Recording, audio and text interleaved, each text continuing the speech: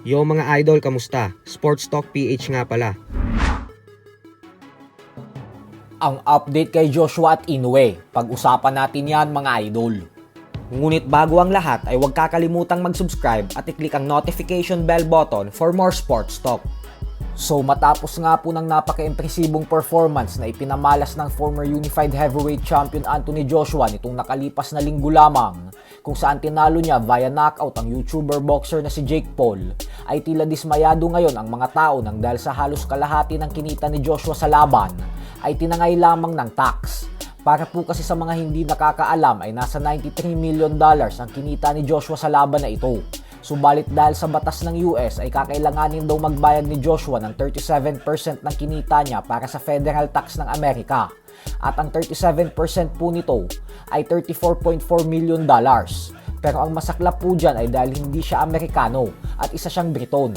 Kaya naman kailangan niya din magbayad ng tax sa United Kingdom. Kaya magbabayad din daw ito ng $7 million sa Majesty's Revenue and Customs at $2 million naman sa National Insurance Contributions.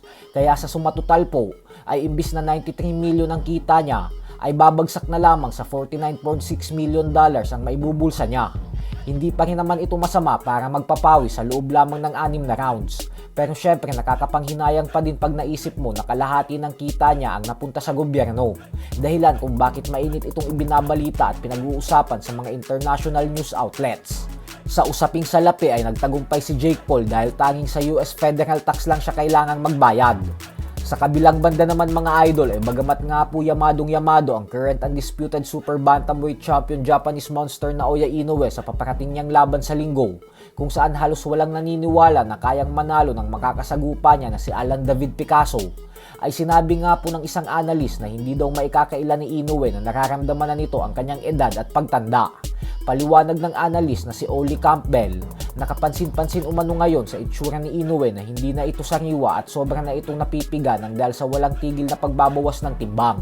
Para lamang sa desisyon nitong patuloy na paglaban sa 122-pound super bantamweight division. Bukod dyan ay base din umano sa ipinakita nitong performance kontra kay Muradjon Akhmadaliev sa huling laban nito, ay napansin din daw niya na hindi na ito kasing listo kagaya ng dati. Marahil umanong senyalis na ito ng kanyang edad. At ang problema umano dito ay mas malaking problema daw ang haharapin ni Inoue kapag nagdesisyon itong umakyat ng featherweight division. Kasi hindi daw biro ang makakasagupa nitong higanteng world champion na kagaya kay Rafael Espinosa. Kaya para sa kanya umano ay tama lang ang desisyon ni Inoue na wag nang magtagal pa sa pagboboxing. Kasi kapag pinili pa daw nito na lumaban hanggang sa late 30s, ay hindi umano malabo na makikita natin itong mananockout.